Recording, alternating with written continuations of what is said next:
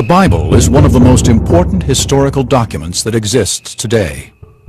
Within its pages are a multitude of ancient facts and scholarly details, intriguing references to ancient technologies and phenomena, many of which are dismissed as exaggeration or believed to be impossible. But think again. Re-examination of the text may unlock the secrets to some of these mysteries. Was the famed Tower of Babel real? And could the Israelites have built it taller than anything on earth today? Could David have killed Goliath in precisely the way the Bible describes? Did the ancients discover a miracle technique that created fire from water? And could the Ark of the Covenant really have flown using a super science so mysterious it is only today being rediscovered? By recreating supernatural phenomena, using the latest technology, and by decoding the words of the Bible itself, the forgotten technologies of the Holy Land are re-examined. Ancient discoveries are investigating the lost science of the Bible.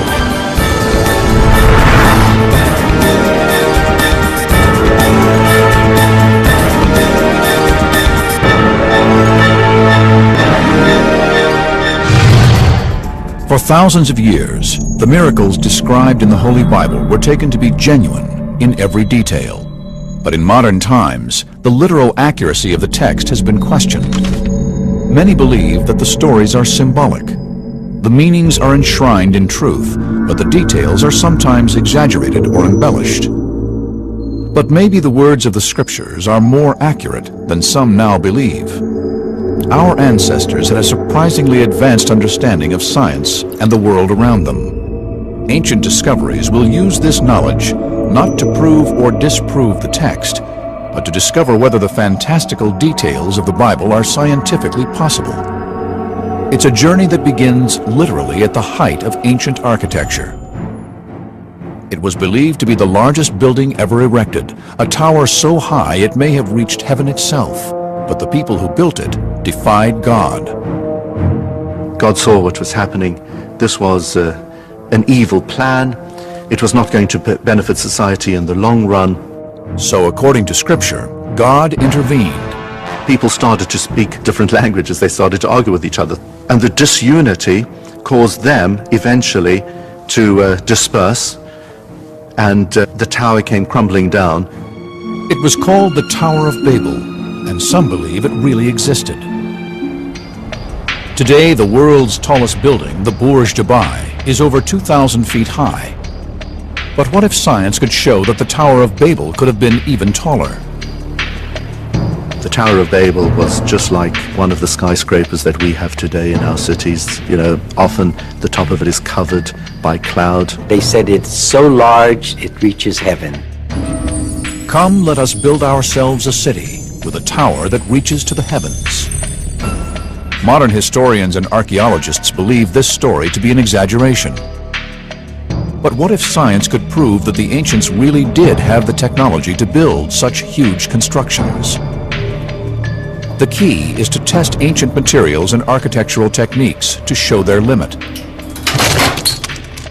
Using information directly from the pages of the Bible itself, researchers will use modern science to calculate how high the ancient engineers really could have built.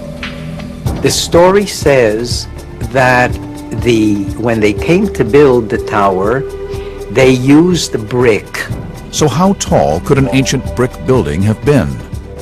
If one wanted to figure out how tall a building you could build with a brittle material like bricks, you can get a rough idea of this by calculating the weight of one brick and then figuring out how many bricks you could pile on before it starts cracking unacceptably and falls apart, so your foundation starts crumbling.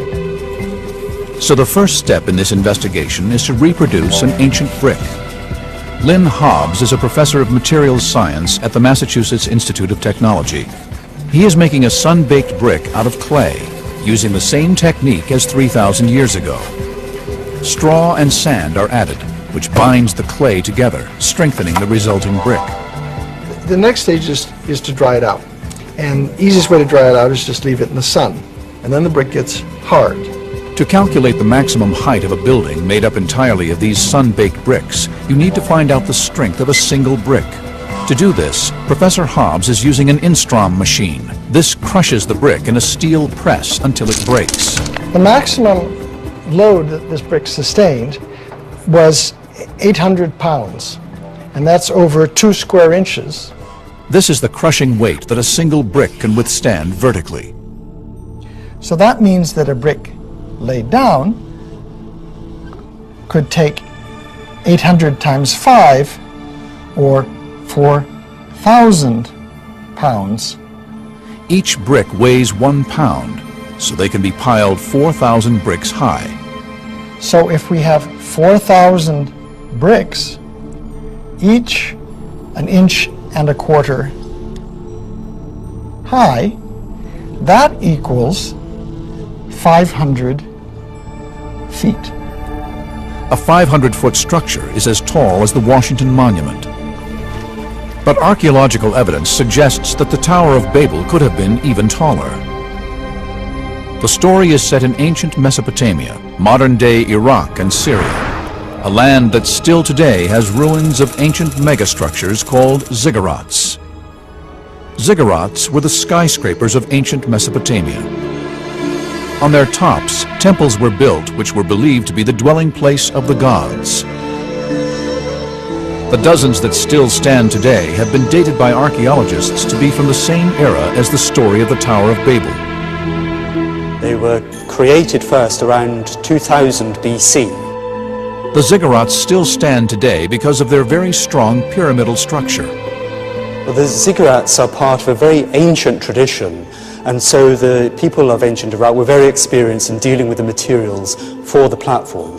They understood that the increasing weight of these platforms needed spreading of the load. Buildings with a wide base, like the Great Pyramids at Giza, spread the load better than straight towers. This makes them more stable and therefore able to be built taller. A pyramid could be built 3 times higher than the tower. And if we take 500 feet and we multiply that by 3, we could actually have a 1,500-foot pyramid built out of sun-baked brick. 1,500 feet is more than 1/4 mile.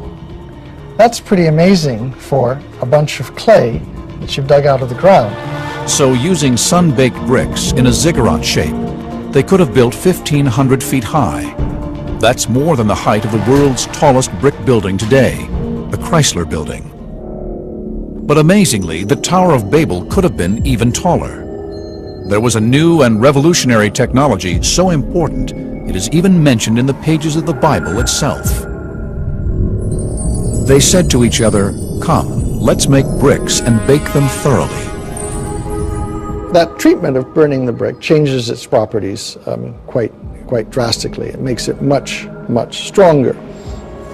Firing the brick at 1,500 degrees Fahrenheit for 24 hours, like the Mesopotamians would have done, causes the clay particles to stick together. This results in a more consolidated and stronger material. But just how much stronger, and therefore how much higher, could the Tower of Babel have been, using this new technology of fired brick? The sun-baked brick failed with 800 pounds of weight. The fired brick should be much stronger. We already have 1,000 pounds on the brick, much more than we had on the sun-dried brick. You can see it's starting to crack at about 2,000 pounds. Now we're up to 5,000. Almost 6,000 pounds. The strength. There we go. As you can see, it almost exploded. At 6,000 pounds, this means the fired brick is 7.5 times stronger than the sun-baked brick. Professor Hobbs is using these new results in the same calculation to find out just how high the ancient Mesopotamians could have built. That's 2 miles. So in principle, using fired brick, we could build a pyramid 2 miles high, well up into the heavens. Astonishingly, This is nearly 5 times higher than the world's tallest building today. So in theory, it is possible that the ancient Mesopotamians really could build into the heavens, so high they would actually have suffered altitude sickness. But in practice, could they really have had the resources to do so? Even though theoretically we could have a 2-mile-high ziggurat, it would have been impractical because the fired brick consumes so much energy to produce. We understand the story of the Tower of Babel to have actually happened. Just look at any skyscraper in a metropolis and you'll see great towers reaching up to the heavens. Can modern analysis of biblical text also shed new light on one of the most famous stories ever told? That of the shepherd boy David, who single-handedly killed the giant Goliath and revealed the weapon and technique deadly enough to bring down a giant in a single blow.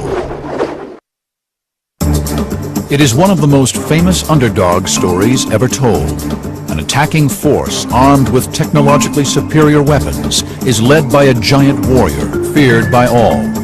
He is brought down by just a stone hurled by a boy named David. With a sling and a stone, David smote the Philistine giant. David not only defeated Goliath, but defeated the Philistines, and by defeating the Philistines was actually the motivating force for the beginning of the history of Israel. How difficult would it have been for a boy to strike and kill a giant with just one accurate blow? The sling is the great ignored and underrated weapon of the ancient world. It's very cheap, it's the weapon of poor people, but it was incredibly effective. As 2 great armies stood facing each other on the edge of battle, why was a boy matched up against a giant?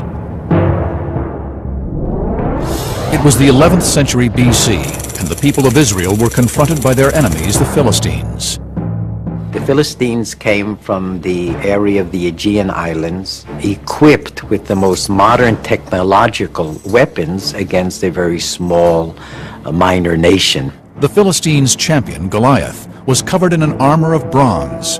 He had a tremendous amount of armor, which when we actually weigh by the that which is mentioned in the Bible will come close to 125 pounds. So you see this unbelievably large, monstrous creature. When Goliath offered to settle the battle by a single combat, David stepped forward. But David was not just any boy. He would become King David. After Jesus, his is the most complete biography in the Bible. I think that David had a plan because, as he mentions to Saul, I can handle Goliath just as I've handled the bears and the wolves that have attacked my flock. My flock now is the Israelite army. My weapon is the slingshot. There is the wolf and the bear. Ancient discoveries will use modern technology and clues from the Bible itself to discover David's technique. First, we must find the perfect sling for one-to-one combat. The most advanced sling of ancient times was one that was adapted for extra power. This device I'm holding is called a staff sling, which is basically a sling which is attached to a long pole. This pole gives the slinger a greater reach and therefore greater power in every throw, which made it a favorite for heavier projectiles, like primitive bombs used like mortars on ancient battlefields. But would this have been the best sling for David to have used against Goliath? I think the idea that David could have used a staff sling is fairly unlikely. This isn't a particularly accurate weapon. The way I like to think of this is that the highly trained hand sling throwers were more like a modern-day sniper in that they were highly skilled, highly trained, and they could send a very small projectile with amazing accuracy. So David needed a hand sling. The kind of slings that are used in the Near East throughout the late Bronze Age are made pretty much like this. It's braided out of hemp. This is the sort of projectile that was used in Judea, in Israel. You're looking for a very specific size and shape. A nice smooth oval shape. This improves the aerodynamic nature of the projectile, maximizing accuracy. You need a certain amount of weight to get the projectile to stay in the pouch of the sling. happily. If it's too light, it will just fall out as you swing the sling back. If it's too heavy, it won't go as fast when you shoot it. So between those parameters is the ideal sling stone. He chose 5 smooth stones from the stream, and with his sling in his hand, approached the Philistine. Now we have a sling and a stone like the one David himself would have held. We can test this weapon's capabilities. Luis Pons Livermore is the slinging champion of the Balearic Islands, home for millennia to the world's greatest slingers. The Balearic Islands get this reputation of being the best slingers in the ancient world. They get an inherited expertise in using the sling. Luis has traveled to the Holy Land to test the destructive power of a replica Iron Age woolen sling and stone. He is investigating the exact technique David himself would have used to bring down Goliath. The sling is like an extension of the arm. It has 3 sections. One ring is here, and then there's the middle part where the stone goes. It ends in a knot here. You put your middle finger in here, and you hold it in a pinch, not a grip. The stone is put in the top part of it. You simply spin it 3 times, stretch your arm, and open your hand. The snap heard from a sling is a sonic boom. So much power is released that the end of the sling actually breaks the sound barrier. Luis has erected a 9-foot Goliath target whose forehead is represented by a load cell, a device that measures impact. It is only 4.6 square inches in area, equivalent to the region of Goliath's forehead that was not protected by armor. The device will tell Luis just how much force would have hit Goliath's skull. So for a missile the size and shape of a sling bullet, how much force needs to be exerted in order to kill? If we're talking about how much force that is necessary to kill somebody by an impact to the brain, anything over 3,000 newtons spread over an area of 30 millimeters squared is enough to kill a human being. A shockwave goes through the brain and causes the brain to strike the inside of the brain case, irreversibly damaging the brain tissue to such an extent that it couldn't work again. 3,000 newtons, or 3 kilonewtons, is equivalent to the force necessary to smash a concrete block in half. Luis readies his sling for the test. The target is tiny, equivalent to the only area of Goliath's forehead that was not protected by armor.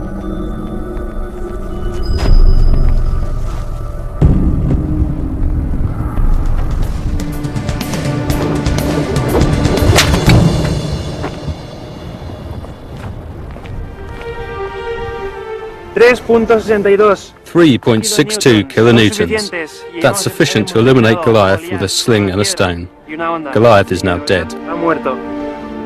He slung it and struck the Philistine on the forehead. The stone sank into his forehead and he fell face down on the ground. But to have achieved this must have taken extraordinary skill and nerve. Even Luis, the world's foremost champion slinger today, has found it exceptionally difficult to obtain power and accuracy at the same time. To be able to take out an armoured man with one sling stone is a lucky or an incredibly skillful shot, even for a very skilled slinger. He must have been endowed with some tremendous skill, ability, and capability that came to the fore at the time of a crisis. And the fact that he was able to face a crisis successfully is one of the basic requirements for ultimate kingship.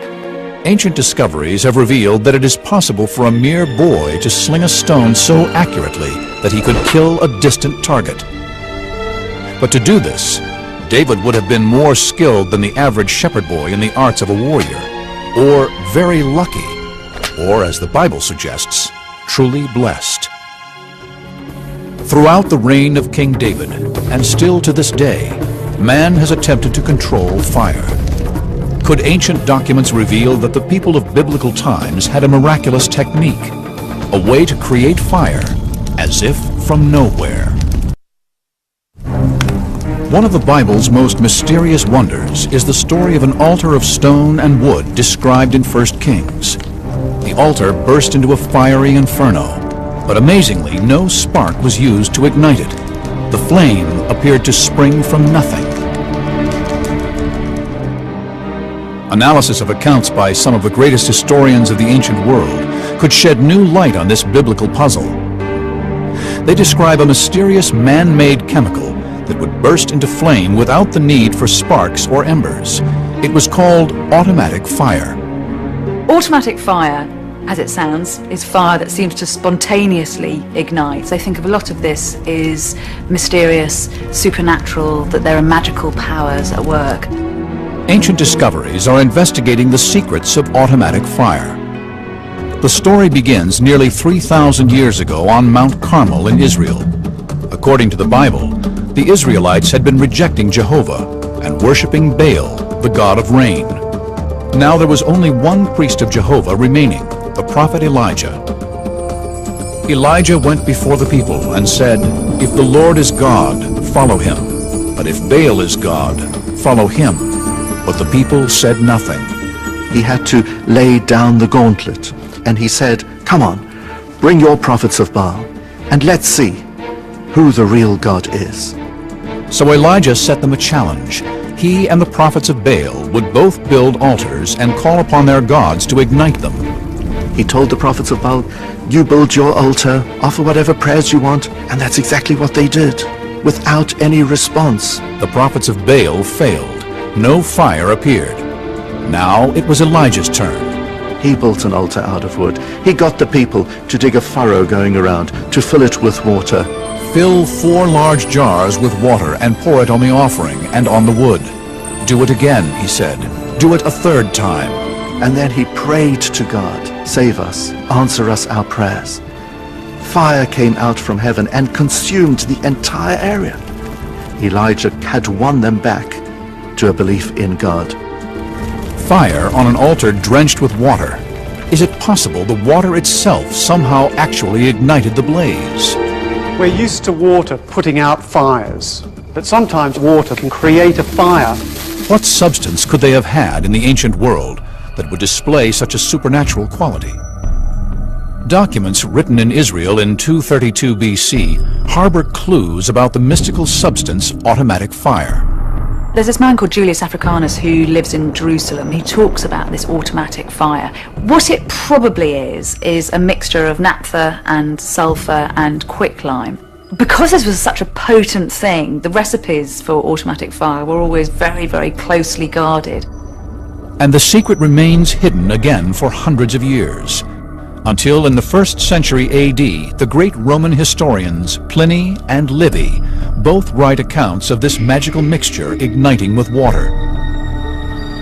Using these accounts and the chemicals they describe, ancient discoveries will attempt to relearn the secrets of automatic fire. Tim Gallagher is the head of chemistry at Bristol University, England. He has been conducting experiments using only substances available in Elijah's time. We have 3 components: calcium oxide, quicklime, sulfur, and naphtha. These are the 3 components that are mentioned in the ancient texts. Sulfur and naphtha both occur naturally, and quicklime comes from burning limestone. We're going to try and create a fire by combining these components and adding water. The easiest way to start a fire with water is to have a reaction that generates a lot of heat.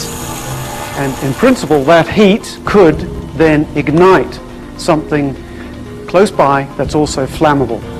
Fires start when a flammable fuel is subjected to heat. When you mix water with quicklime, you generate a lot of heat.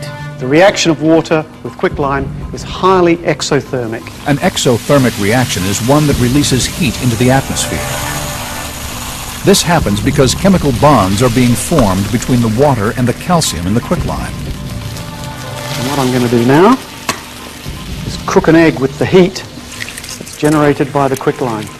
Over 500 degrees Fahrenheit now. I didn't think we would generate such a large amount of heat so quickly. If you can harness that heat in the presence of something that will ignite, then you have a way of generating fire with water. But what we don't have in here is anything that will catch fire. So Tim is going to redo this test in the presence of the 2 fuels, naphtha and sulfur, in the hope that these will ignite from the heat generated. But this experiment will be on a much larger scale. Tim has built a replica of Elijah's altar. So the altar is comprised of 12 large stones, which represented the 12 tribes of Israel. We've added all the quicklime into our little trench. Here we have pieces of rock sulfur. And then the last thing that we'll do, which is the last thing that Elijah did, Elijah poured 12 barrels of water onto his altar. We think that some of that water was naphtha. Naphtha looks just like water, pours just like water, and then we're going to try and ignite that with the heat we generate by adding water to quicklime. The quicklime and water need to raise the ambient temperature past 449 degrees Fahrenheit in order to ignite the sulfur. Once the sulfur is alight, the naphtha and the altar should burst into flame. In Tim's earlier laboratory test, the quicklime reaction reached 527 degrees Fahrenheit. So in theory, this experiment should succeed. But in practice, it hasn't been tried for thousands of years.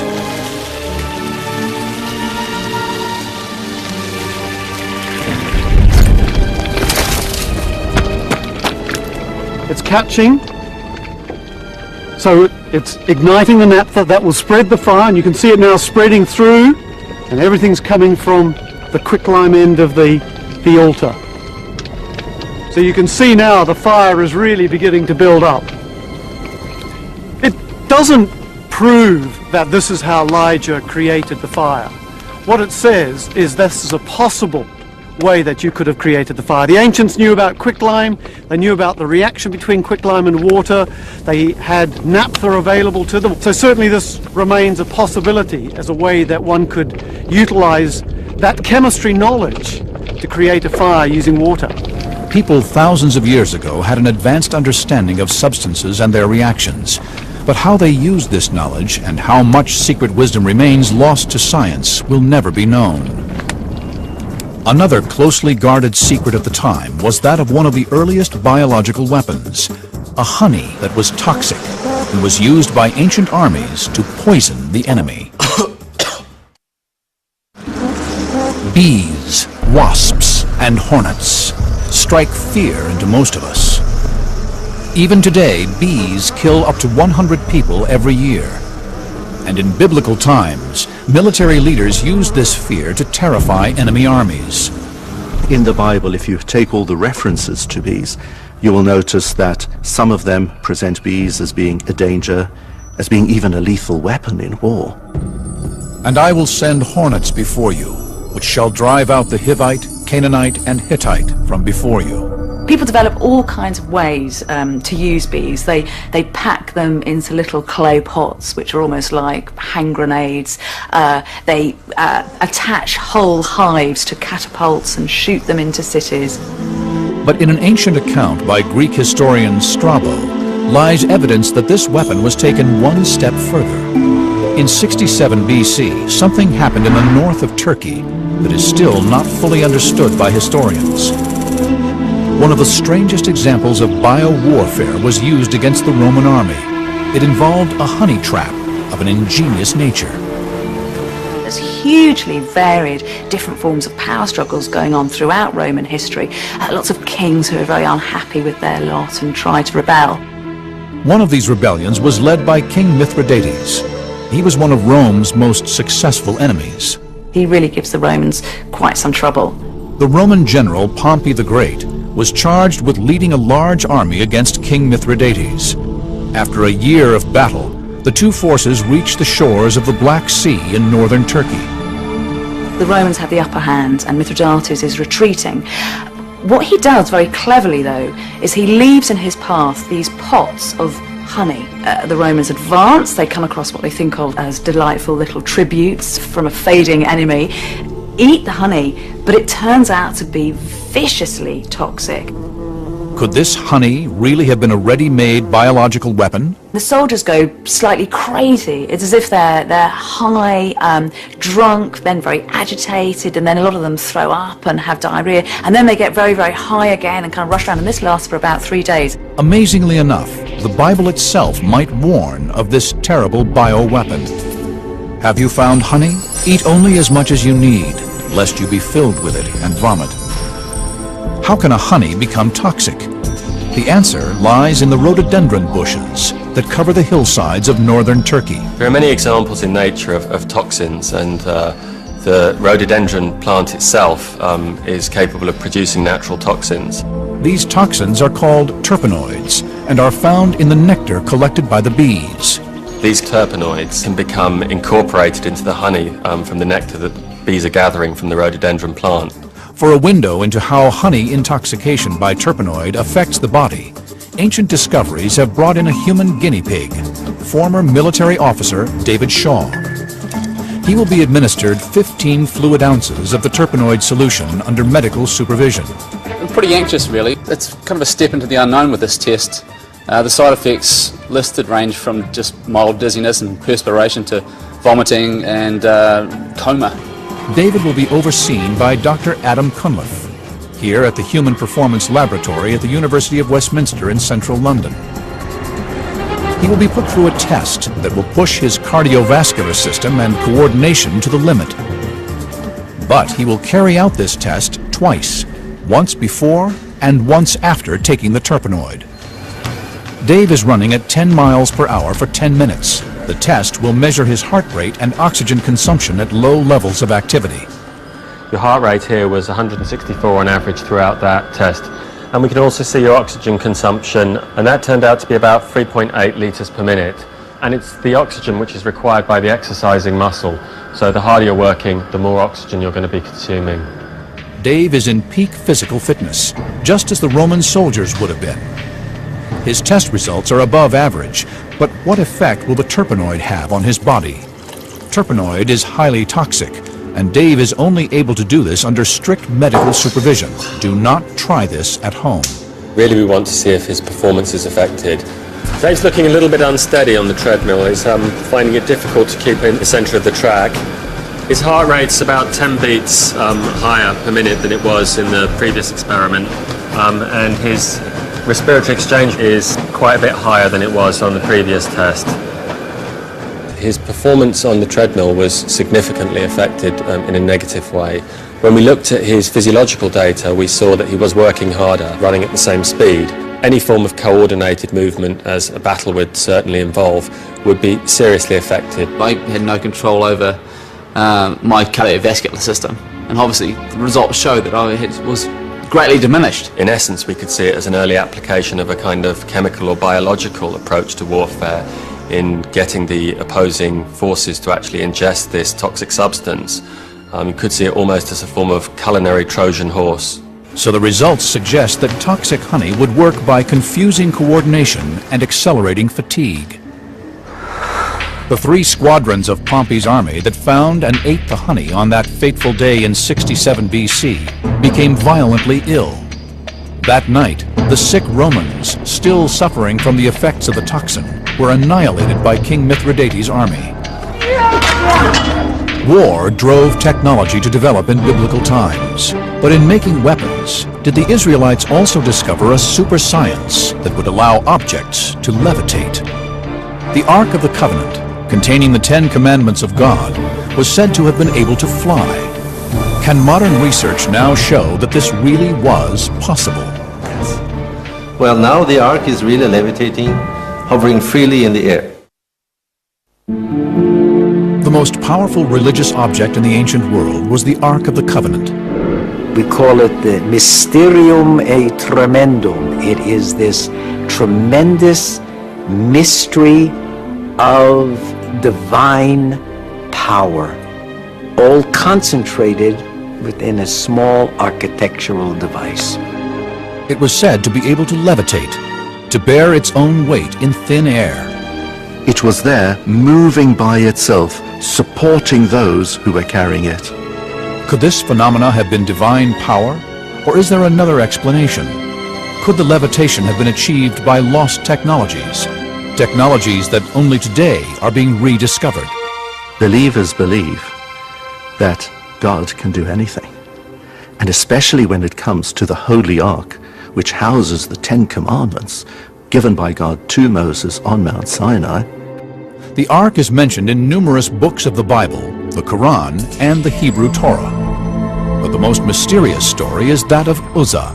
We know from the first book of Samuel how In the days of King David, the time had come for the ark to come back home to Jerusalem. Oxen were pulling a wagon on which the ark was resting. Uzzah noticed that the oxen started to fall to the ground. He feared instinctively that the ark could fall, and so he put out his hand to steady the ark, and as soon as he did that, he dropped down dead. Why? Actually, the ark didn't need an Uzzah or anybody else to steady it. God said to him, Uzzah, it bears those that carry it. Can it not certainly bear itself? God was powering that ark forward. Yes, it was levitating through the air, with that power coming from God. But can science offer an alternative theory? Modern scientists have uncovered a set of substances with mystical properties. They're called superconductors and could explain the miracle of levitation. Superconductivity is one of the great frontiers in physics. Superconductor expert Professor Tom Johansen at the University of Oslo, Norway, is investigating the phenomenon of levitation by superconductor. I have a magnet here, and if this is in the vicinity of the superconductor, when I cool the superconductor, what is going to happen is that the superconductor recognizes that there's a magnetic field surrounding it, and it's going to react on that. These unique properties of a superconductor create an effect called stable levitation, but they only work under very specific conditions. There are many materials which are superconducting by itself. For instance, aluminum, lead, many elements are superconducting. So the materials used to make superconductors were common in the ancient world. But you have to cool them far down in order to get those properties. Substances will only superconduct past a critical temperature.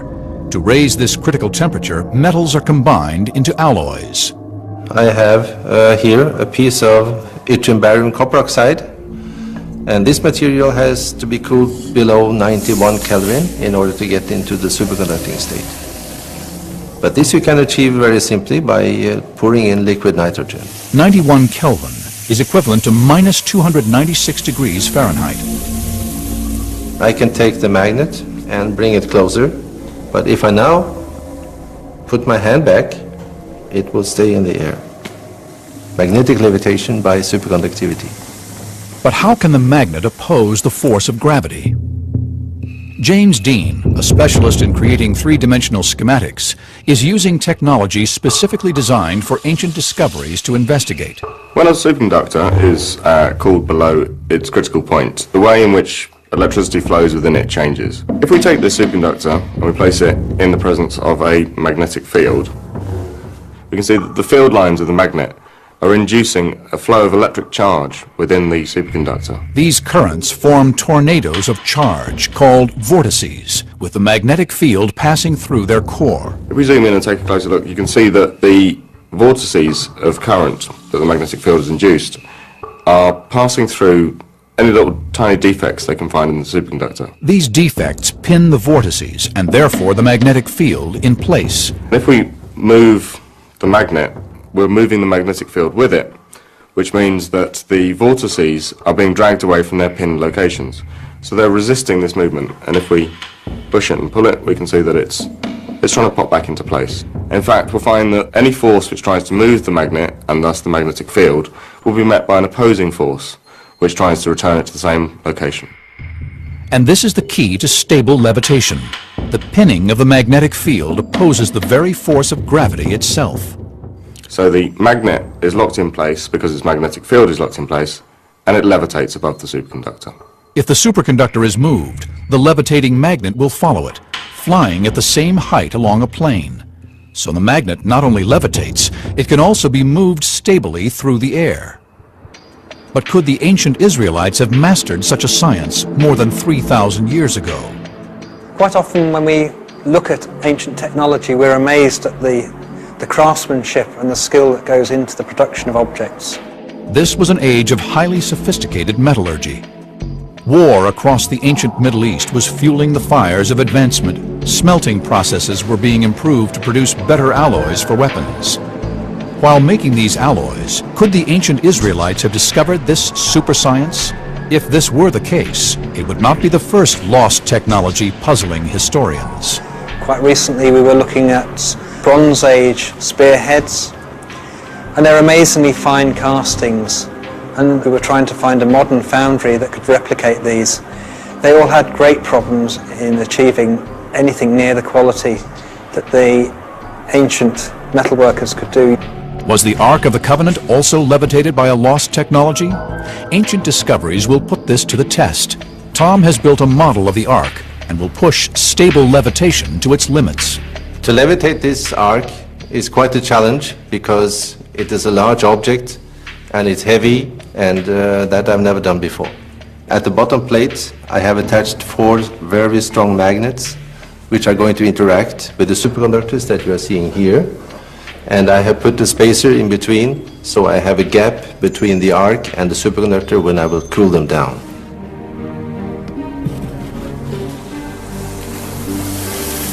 Tom pours in liquid nitrogen to cool the superconductor to minus 320 degrees Fahrenheit. For the experiment to be successful, the 4 supporting blocks must be removed one by one until the arc's weight is supported only by the superconductors.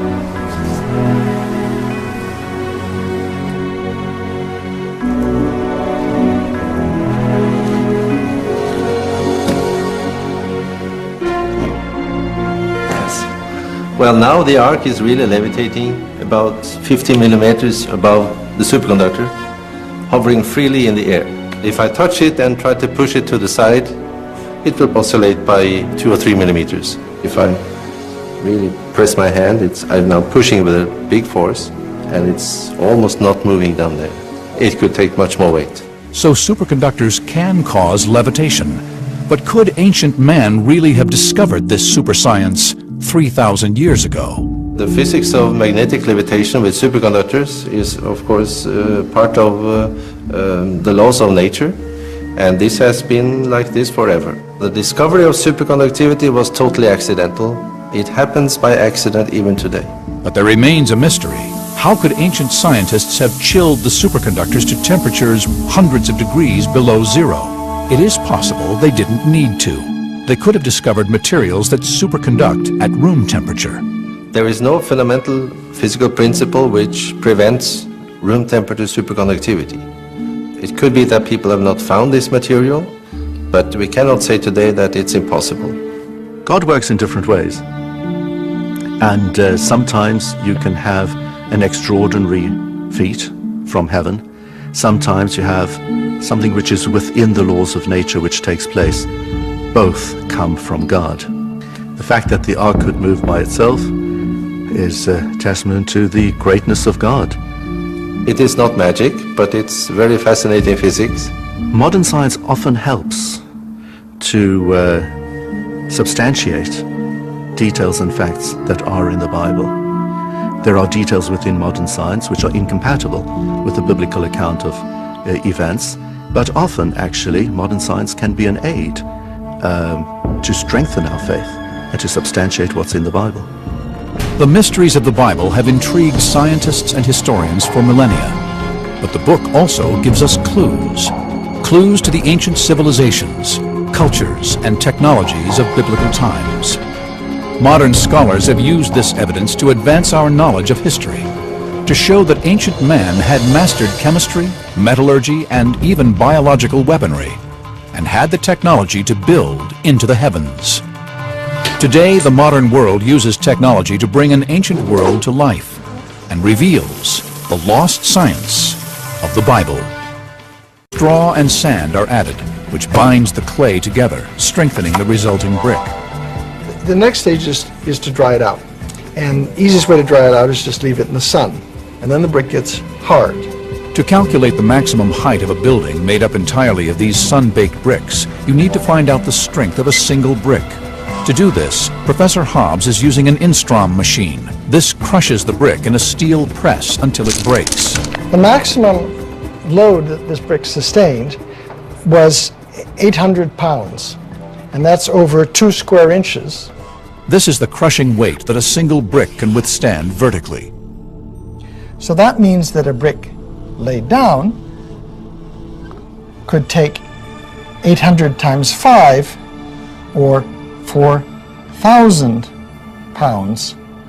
Each brick weighs 1 pound, so they can be piled 4,000 bricks high. So if we have 4,000 bricks, each 1.25 inches high, that equals 500. Heaven itself, but the people who built it defied God. God saw what was happening. This was an evil plan. It was not going to benefit society in the long run. So according to Scripture, God intervened. People started to speak different languages. They started to argue with each other. And the disunity caused them eventually to disperse, and the tower came crumbling down.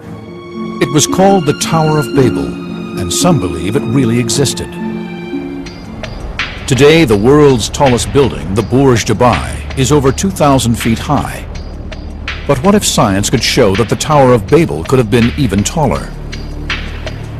The Tower of Babel was just like one of the skyscrapers that we have today in our cities. You know, often the top of it is covered by cloud. They said it's so large it reaches heaven. Come, let us build ourselves a city with a tower that reaches to the heavens. Modern historians and archaeologists believe this story to be an exaggeration. But what if science could prove that the ancients really did have the technology to build such huge?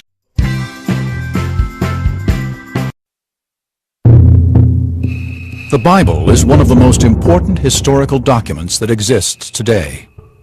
Within its pages are a multitude of ancient facts and scholarly details. Intriguing references to ancient technologies and phenomena, many of which are dismissed as exaggeration or believed to be impossible. But think again. Re-examination of the text may unlock the secrets to some of these mysteries.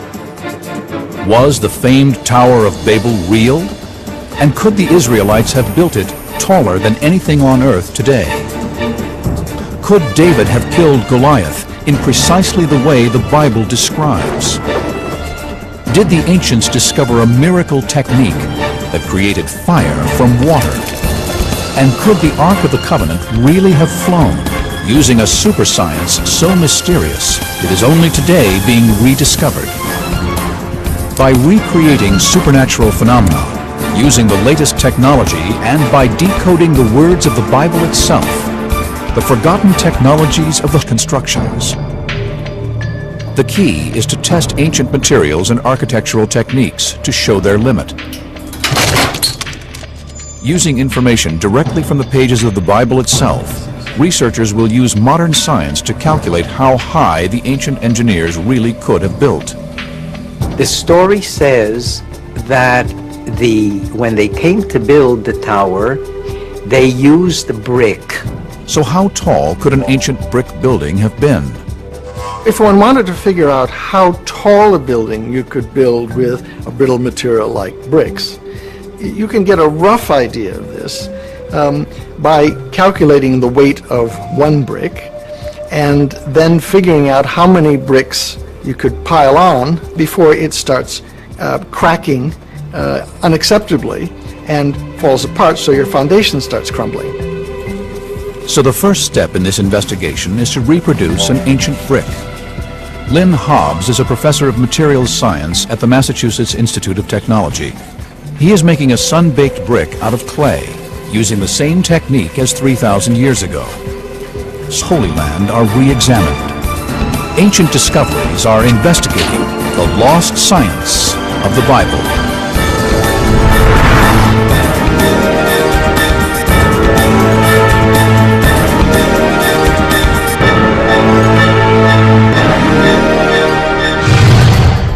For thousands of years, the miracles described in the Holy Bible were taken to be genuine in every detail.